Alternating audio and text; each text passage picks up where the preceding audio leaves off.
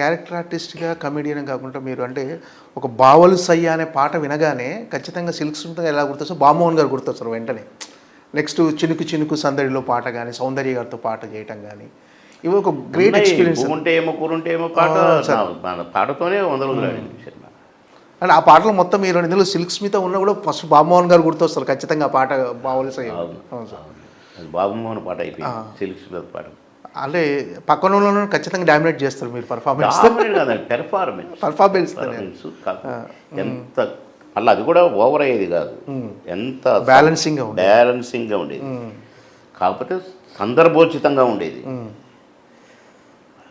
అంతేగాని ఆమెను డామినేట్ చేసినట్టుగాను అట్లా కాదు. క్యారెక్టర్ ఓకే, ఆమెను చూసి సొంగగారుసుకోవాలి, కరెక్ట్గా అతికినట్టుగా సొంగగారుసుకున్నాం కనుకనే హిట్ అయింది ఆ పాట. ఆ పాట కోసం సినిమాకి వచ్చి ఈ మధ్యనే ఆ పాట ప్రొడ్యూసర్ ఎడిటర్ మోహన్ గారు అని ఫోన్ చేశారు. ఇంతవరకు 37 సంవత్సరాలలో సిల్క్ స్మిత బావల సయ్య పాటను బీట్ చేసే సాంగ్ రాలేదట. అవును సార్, ఇప్పటివరకు రాలేదు ఆ స్థాయి. మరి చినుకు చినుకు అందలతో బీట్ చేసే పాటలు కూడా రాలేదు. ఒక సాంగ్తో 365 రోజులు ఆడిన సినిమా ఏదైనా వచ్చిందా? అట్లనే ఒక పాటతో 100 రోజులు భూమి ఉంటే ఏమో కూరుంటే ఏమో వచ్చిందా? అట్లా సిల్క్ స్మితతో ఒక కమెడియన్ చేసిన పాట కోటగారు కూడా చేశారు, కానీ కోటగారు అనరు, బాబుమోహన్ సిల్క్ స్మితే అంటారు. అవును, పెర్ఫార్మెన్స్తో మార్కులు. ఎలాంటి క్యారెక్టర్ చేయాలనుకుంటారు సార్? ఇంకా అదేం లేదండి, నేను ఎప్పుడూ అనుకోలేదు ఇట్లాంటి క్యారెక్టర్లు చేయాలి, అట్లాంటి క్యారెక్టర్ అంటే వచ్చినాయి. అట్లా బాబుమోహన్ గారు సినిమాలు చేస్తున్నారు ఇప్పుడు, అంటే ఆయన అడగటానికి దర్శకులు ఎవరు అడగలేదు, నన్ను అడగాల్సిన అవసరం లేదు.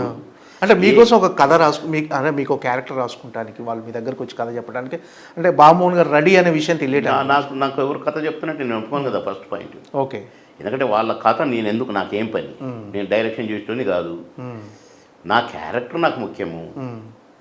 నా క్యారెక్టర్ ఏంటి, కాంబినేషన్ ఎవరెవరు అంతే తప్ప కథ రచయిత ఎవరు, ఆ రచయిత అయితే చేయము, ఈ రచయిత అనేవి కాదు. క్యారెక్టర్ నచ్చితే పర్వాలేదు అనుకుంటేనే చాలు మాకు. ఎందుకంటే దాన్ని పర్వాలేదు అనుకునే దాన్ని పాస్ చేయటం మాకు వచ్చు. మా పెర్ఫార్మెన్స్తో డెఫినెట్గా ఇప్పుడు ఉప్పు కప్పు రంగులో క్యారెక్టర్ గురించి ఎట్లయితే చెప్పానో జస్ట్ లైక్ దట్ అంతే. కనుక ఇప్పుడు నేను నా వృత్తి పని చేసుకుంటున్నాను, ఆఖరి శ్వాస వరకు నా వృత్తే నాకు ముఖ్యం. నటిస్తూనే ఉంటారు.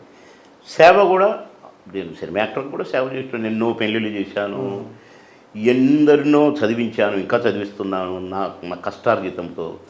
కానీ ఇప్పుడు ఒక ట్రస్ట్ పెట్టాను, బాబుమోహన్ నా కుమారుని పేరు మీద పెట్టాను. బాబు పేరు మీద పెట్టారు, పవన్ బాబుమోహన్ చారిటబుల్ ట్రస్ట్ అని పెట్టాను. ఆ ట్రస్ట్ ద్వారా ఎంతోమందికి చదివిస్తున్నాను, ఎంతోమందికి ఎన్నో రకాల సహాయాలు చేస్తున్నాను. ఆఖరి శ్వాస వరకు ఆ ట్రస్ట్ నడుస్తూనే ఉంటుంది. ఇంతకుముందు ట్రస్ట్ పెట్టలేదు, బాబుమోహన్గా ఎక్కడ ఒక అక్షరంగా కూడా తెలియకూడదు బాబుమోహన్ చేసేది గుప్తంగా. నేను పెళ్ళిళ్ళకు డబ్బులు ఇచ్చి, పెళ్లి కొడుకు పెళ్లి కూతురుకు బట్టలు పుస్తలు కొనిచ్చి, పెళ్లి ఖర్చుకు డబ్బులు ఇచ్చి 3 క్వింటాళ్ళు 5 క్వింటాళ్ళు 2 క్వింటాళ్ళు అట్లా వాళ్ళు ఎన్ని అడిగితే అన్ని బియ్యం ఇచ్చి ఖర్చులు ఇచ్చి, మళ్ళీ నేనే పోయి అక్షింతలు వేసి, పొరపాటున నేను సినిమా యాక్టర్కి వచ్చాడు మాకు తెలుసు కాబట్టి వచ్చాడనే చెప్పాలి అనేది తప్ప పేపర్లు వేయించుకోవటం. కానీ ఇప్పుడు డైరెక్ట్గానే నా ట్రస్ట్, ఎందుకంటే నాకు పొలిటికల్గా టచ్లో లేను, ఇటు ఆర్టిస్ట్గా ఉన్నాను. కానీ నా కుమారుడి పేరున ఇంట్లో నాకు గొడవ, బాబు ఎన్ని చేస్తారు మీరు, బాబు పేరు పెట్టచ్చు కదా, ట్రస్ట్ పెట్టచ్చు కదా, ట్రస్ట్ ద్వారా చేయొచ్చు కదా అని చాలామంది శ్రేయోభిలాషులు మా ఇంట్లో వాళ్ళు, నేను అందరంటేనే మా చిన్న బాబు అంతా పెట్టారు. పెట్టి ఈ సేవలు అందించేటప్పుడు మాత్రము మా అమ్మ నాన్నను కూడా మరి కన్న తల్లిదండ్రులను జ్ఞాపకం చేసుకోవాలి కదా.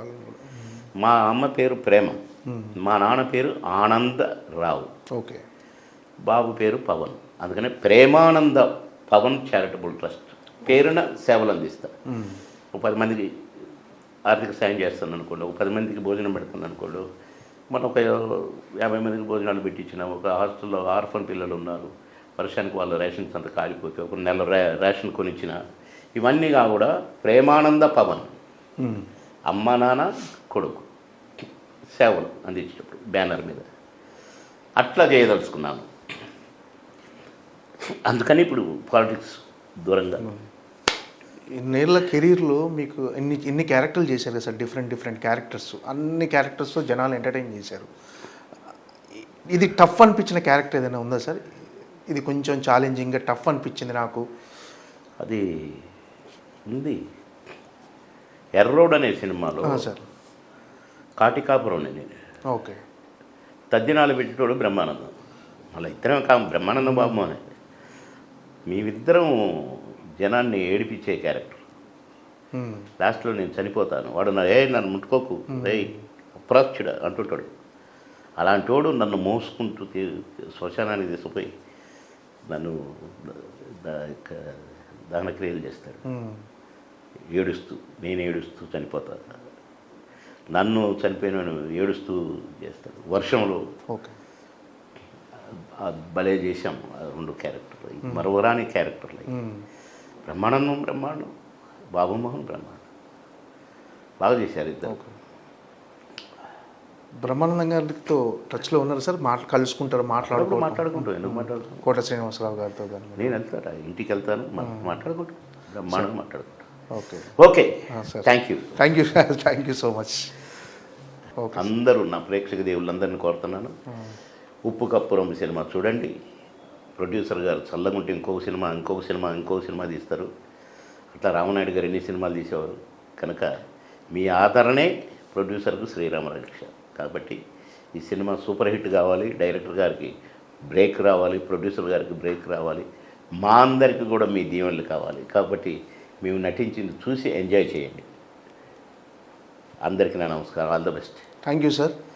ఈ సినిమా ఉప్పు కప్పురంబు డెఫినెట్గా అందరికీ నచ్చాలని, బ్లాక్ బస్టర్ హిట్ అవ్వాలని కోరుకుంటున్నాం. Thank you sir.